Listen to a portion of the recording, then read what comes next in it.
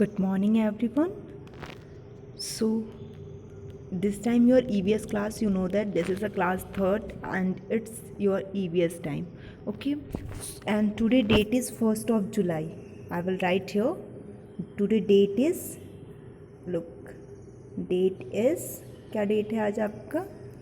चलिए मैं कहीं और लिख देती हूँ. डेट जो है आज वो है 1st of जुलाई 2021. ठीक है, बहुत ध्यान से देखेंगे. 1st July 2021. Okay, so now this time our revision time, या हमारा रिवीजन वर्क चल रहा है from Monday.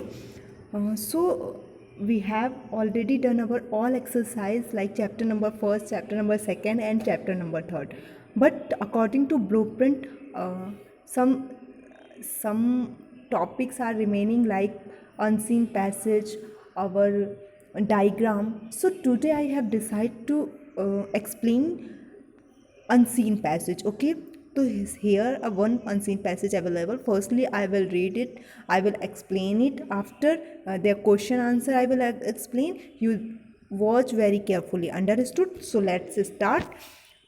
This is your unseen passage. ठीक है, आपके जो पेपर में अनसीन पैसेज आपने देखा होगा ना, ब्लू प्रिंट में एक टॉपिक था अनसीन पैसेज, और अनसीन पैसेज आपको कैसे करना है ये आज मैं बताने वाली हूँ आप लोगों को. तो ध्यान से देखेंगे, और साथ ही साथ आपको पता होगा जो आपके अनसीन पैसेज हैं वो 4 मार्क्स के हैं. You can gain 4 marks if are you doing everything is correct in your passage. Understood? So look here. Firstly, I will read. You listen carefully. The sun, 8 planets, satellite, and some other celestial body from the solar system. ठीक है, क्या कह रहा है कि मतलब जो solar system में क्या क्या है, तो हमारा सन, 8 प्लैनेट्स आपको पता है ना, सारे जो ग्रह हैं प्लैनेट्स, तो 8 planets, satellite and some other celestial bodies जो हैं, इन सबको मिला के क्या बनता है, हमारा सोलर सिस्टम बनता है. Next line, the sun is in the centre of the solar system. और जो हमारा सन है, जो सूर्य है, वो हमारे सोलर सिस्टम के बीच में है. They are Mercury. और जो 8 प्लैनेट्स हैं उनके नाम क्या क्या हैं? They are Mercury, Venus, Earth, Mars, Jupiter, Uranus and Neptune. तो ये हमारे 8 प्लैनेट्स हैं. क्या क्या नाम है इनका? Look again, mercury, Venus, Earth, Mars, Jupiter, Uranus and Neptune. तो these are 8 yes planets. Okay, look next, Mercury is the nearest planet of the sun. जो मरकरी है वो सबसे पास का प्लैनेट है, सूर्य के सबसे पास का जो प्लैनेट है वो कौन सा है? मरकरी, जिसको हम हिंदी में बुध कहते हैं. Venus is consider as Earth's twins. जो वीनस है, जो वीनस प्लैनेट है, वो उसको लोग क्या कहते हैं, कैसे कंसाइडर करते हैं? Earth's twins. इट मीन्स कि अर्थ ट्विंस हमारी जो पृथ्वी है उसका बिल्कुल वो वैसा ही है, इसलिए अर्थ ट्विंस. ट्विंस पता है ना, जो एक जैसे होते हैं, तो अर्थ ट्विंस कहते हैं. कौन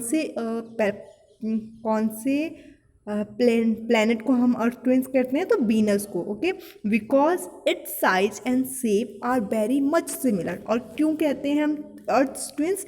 बिकॉज उसका साइज और शेप दोनों कैसे हैं? एक जैसे हैं. मच सिमिलर, बिल्कुल एक जैसे हैं to that of Earth, Earth के जैसे. Earth is the third nearest planet to the sun. जो अर्थ है जिस पे हम रहते हैं, अर्थ पता है ना, Earth is a living place where we are live. तो जो अर्थ है वो थर्ड नियरेस्ट प्लैनेट है सन के पास का, मतलब सन है, उसके बाद मरकरी, फिर वीनस, और थर्ड पे हमारा कौन सा प्लैनेट आता है? Earth. The Earth is the unique planet. ये जो अर्थ है वो एक यूनिक प्लैनेट है.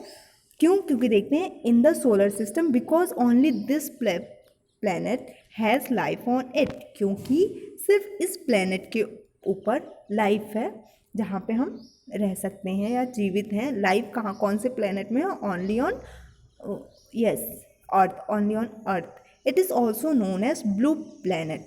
और साथ ही साथ हम इस प्लैनेट को और क्या किस नाम से जानते हैं? Blue planet. क्यों? क्योंकि इसका कलर ब्लू है.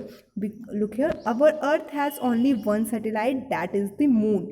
हमारे अर्थ का एक सैटेलाइट है जिसका नाम क्या है, मून। अब सैटेलाइट सबको पता है ना, जो प्लैनेट के चक्कर लगाते हैं उसको हम सैटेलाइट कहते हैं। ये नेचुरल भी होते हैं और ह्यूमन मेड भी होते हैं, ठीक है। तो ये तो हमारा पैसेज था, पैराग्राफ था। अब इस पैराग्राफ के कुछ क्वेश्चन आंसर हैं, बट इससे पहले मैं दोबारा से एक बार पैराग्राफ डायरेक्टली रीड करती हूँ, जिसको आप बहुत ध्यान से सुनेंगे।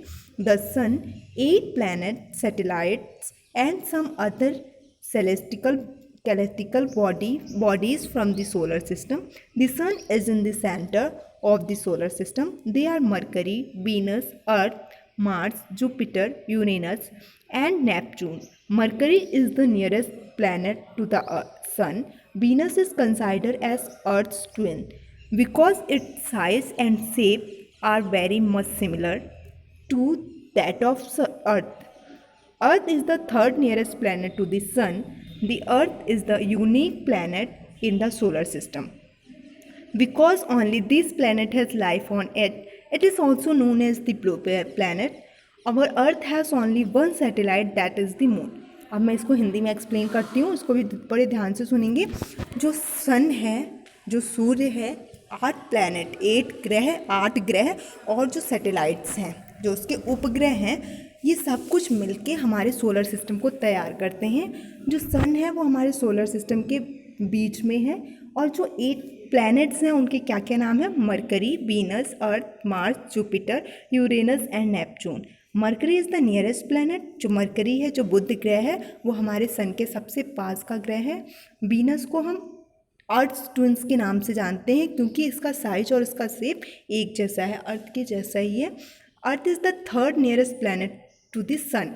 जो धरती है वो हमारे प्लैनेट में तीसरे नंबर पे आती है। सन के पास से अगर हम काउंटिंग करना स्टार्ट करते हैं तो सबसे पहले मरकरी आता है, उसके बाद वीनस, और थर्ड पोजीशन पे हमारा अर्थ आता है। अर्थ जो है वो एक यूनिक प्लैनेट है, बिल्कुल अलग प्लैनेट है सोलर सिस्टम में, क्योंकि सिर्फ अर्थ ही एक ऐसा प्लैनेट है जहाँ पे लाइफ या जीवन संभव है। इस प्लैनेट को या अर्थ को हम ब्लू प्लैनेट के नाम से भी जानते हैं, जिसको नीला ग्रह कहते हैं। क्योंकि इस प्लैनेट के ऊपर पानी, जो वाटर है, अवेलेबल है, और वाटर का कलर ब्लू होता है। अगर प्योर, तो आप जब हम स्पेस में जाते हैं तो वहाँ से जो प्लैनेट है, अर्थ प्लैनेट है, वो वहाँ से ब्लू कलर में दिखाई देता है, इसलिए इसे ब्लू प्लैनेट के नाम से भी जानते हैं। Our Earth has only one satellite, और हमारा जो अर्थ है उसका एक उपग्रह है जिसका नाम है मून, चंद्रमा। ठीक है, अब आपको क्वेश्चन आंसर करने हैं, बहुत ध्यान से क्वेश्चन आंसर को देखेंगे, कैसे करेंगे ये सब कुछ आपको देखना है। Your first question is what is solar system. Solar system क्या होता है? तो हमने क्या पढ़ा? The sun, 8 planet, satellite and some other celestial bodies from the solar system, या आप लिख सकते थे combination of the solar system, कुछ भी लिख सकते थे। तो इन सब का जो कॉम्बिनेशन होता है वो क्या कहलाता है? हमारा सोलर सिस्टम। ये सारी चीज़ें मिलके सोलर सिस्टम बनाती हैं। तो ये हमारा फर्स्ट आंसर है। Your first answer is the sun, 8 planet, satellite and some other celestial bodies from the solar system. या फ्रॉम दी को हटा के आप कुछ और भी लिख सकते हैं। Celestial body are known as solar system. Okay, your next question है how many planets are there in the solar system. हमारे सोलर सिस्टम में कितने प्लैनेट्स हैं? तो the sun is the centre, क्या लिखा है? टोटल 8 है ना, हमने क्या काउंट किया था। तो हम लिखेंगे, यहाँ पे क्वेश्चन पूछ रहा है सिर्फ हाउ मैनी, इट मीन्स कि कितने हैं। तो how many planets are there in the solar system. तो in the there are 8 planets in the solar system. Understood? आपका आंसर क्या होगा? देयर आर 8 प्लैनेट्स है, तो there are 8 planets in the solar system. Next है which planets is nearest to the sun. कौन सा ऐसा प्लैनेट्स है जो सबसे पास में है सन के? तो हमने पढ़ा मरकरी, यहाँ पे लिखा हुआ था ना मरकरी। देखिए सेंटेंस देखेंगे आपको इसमें से ही सर्च करना होता है, अपने मन से कुछ नहीं लिखना होता है। Mercury is the nearest planet to the sun. आपको आंसर मिल गया यहाँ पे। और जो फर्स्ट इससे ऊपर वाला क्वेश्चन था how many planets are there in the solar system, तो look here 8 planets. Understood? Your second answer is 8 planet. Your third answer is Mercury is the nearest planet to the sun. Third question which planet is known as Earth twins. Earth twins कौन से planets को करते हैं? तो look here again, Venus is considered as Earth twins. Understood? Reason नहीं पूछा है यहाँ पे कि वाई। अगर वो पूछता वाई क्यों है ऐसा, तब आप उसका आंसर देते because is size and shape are very much, but not question are available here. Look here firstly, which planet is known as Earth twins? कौन सी प्लैनेट को हम अर्थ ट्विंस कहते हैं? तो your answer is Venus is considered as Earth twins. Next question, how many satellite does है, यहाँ पे ये स्पेलिंग थोड़ी सी मिस्टेक है, आप इसे सही कर लेंगे, DOUDOES, ठीक है। Does, how many satellite does our Earth have? हमारे जो अर्थ है उसके पास कितनी सैटेलाइट्स हैं? And write the names of that satellite, और साथ ही साथ आपको उसके सैटेलाइट का भी नाम भी बताना है। तो कितने सैटेलाइट हमारी धरती के पास है? तो ओनली वन लिखा था ना यहाँ पे, आवर है अर्थ has only one satellite, that is the moon, और उसका नाम क्या है? मून। तो ये आपका करेक्ट आंसर हो गया, आंसर नंबर 5। तो इस तरीके से हमारा पूरा जो अनसीन पैसेज है आज के लिए वो रेडी हो गया। एक बार दोबारा आंसर्स देख लेंगे। आपका फर्स्ट क्वेश्चन था व्हाट इज सोलर सिस्टम? तो the sun, Earth, planet, satellites and some other celestial bodies from the solar system, या combination of the solar system. How many planets are there in the solar system? तो 8 planet. Look here the answer. Next question है which planet is nearest to the sun? तो your answer is Mercury is the nearest planet to the sun. Next question, which planet is known as Earth's twins? So Venus is considered as Earth's twins. Next question है how many satellites does our Earth have? तो our Earth has only one satellite, that is moon. So it's your passage that are completed. Okay, so please watch this video carefully. Understood? Firstly, you watch it. If you want to write in your notebook, so it is your, you can do it. It depend upon you. Okay ये आपके ऊपर है. अगर आपको लिखना है तो लिखिए, otherwise it's only revision work. आपको देखना है कि कैसे हमें अगर कोई पैसेज आता है तो आपको कैसे सॉल्व करना है. ठीक है, और ओनली 4 क्वेश्चंस होंगे और ओनली 1 मार्क्स के होंगे. तो don't need to write, go to details answer. Okay, जैसे यहाँ पे क्वेश्चन था आपका कि how many planets are there in the solar system. हमारे सोलर सिस्टम में कितने प्लैनेट्स हैं. तो don't need to write their names. Okay, उनके नेम को लिखने की ज़रूरत नहीं है, बल्कि आपको क्या करना है, ओनली जो क्वेश्चन पूछ रहा है कि कितने प्लैनेट्स हैं सिर्फ उसी के बारे में लिखना है. ठीक है. अच्छा, अब हम क्या करेंगे, थोड़ा सा हम प्रीवियस वर्क भी देखेंगे. जो हमने मैचअप और fill in the true false किया है, एक बार उसको हम दोबारा से रिवाइज करेंगे because it's your revision work. और and yesterday you doing some new work. जो नेक्स्ट वीडियो था उसमें आपने कुछ नया वर्क किया था, तो हम उसको एक बार दोबारा से रिवाइज करेंगे. ठीक है, तो एक बार इसको और रिवाइज कर लेते हैं. क्वेश्चन क्या था हमारा, ये 3rd चैप्टर का ही हम रिवाइज कर रहे हैं. 3rd चैप्टर में हमने क्या पढ़ा था.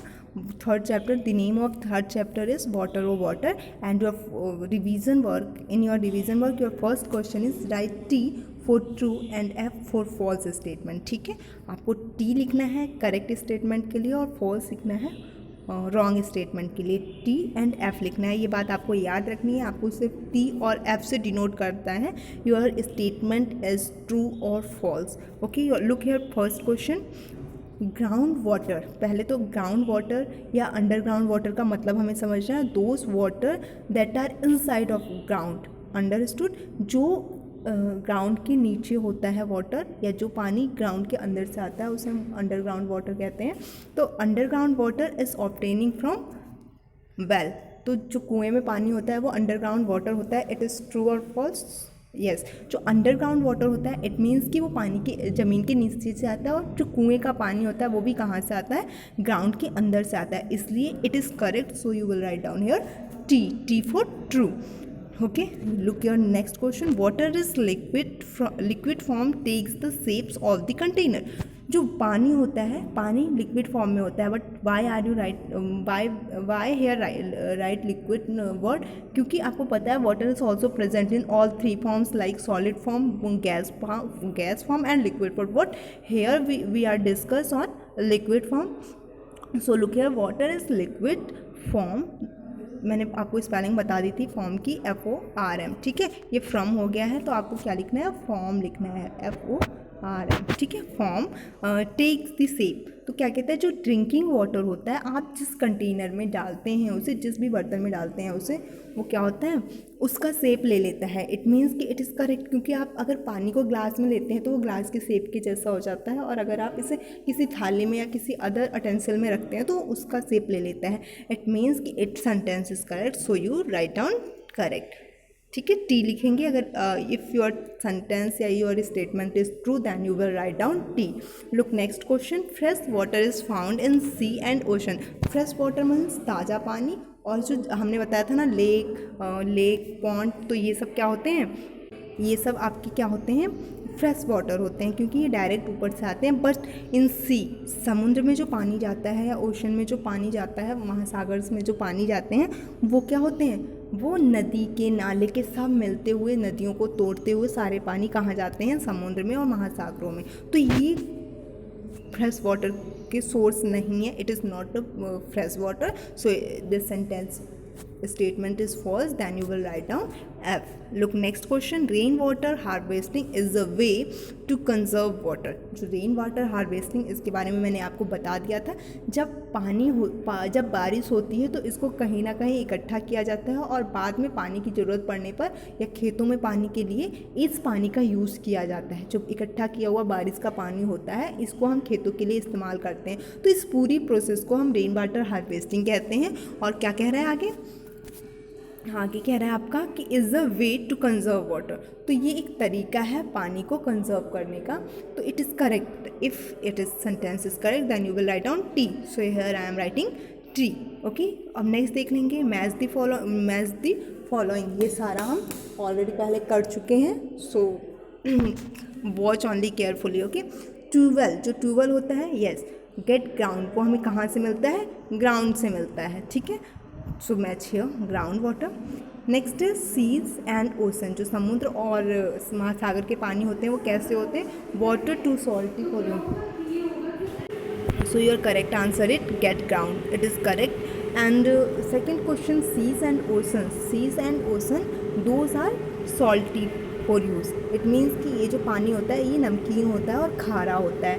Your next question, high mountains tops, तो जो माउंटेन, जो पहाड़ के सबसे ऊपर वाला पार्ट होता है वो कैसा होता है, water in the form of ice और स्नो। आपने देखा होगा ना कि जो माउंटेन का टॉप लेयर होता है वो बर्फ़ से जमा होता है, तो क्या उसके लिए मैथड में आप क्या करेंगे, water in the form of ice और स्नो, उसके ऊपर क्या, कौन से फॉर्म में वाटर होता है, आइस के फॉर्म में या स्नो के फॉर्म में, हम कह सकते हैं सॉलिड के फॉर्म में वाटर अवेलेबल होता है। And next question is your lakes and pond, जो झरने और तालाब होते हैं, it is the source of fresh water, yes, it is source of fresh water, so watch it carefully again, you do practice to revise unseen passages and this true false and matchups, okay, so please careful focus on your work and learn everything for your exam. So thank you everyone, watch this carefully.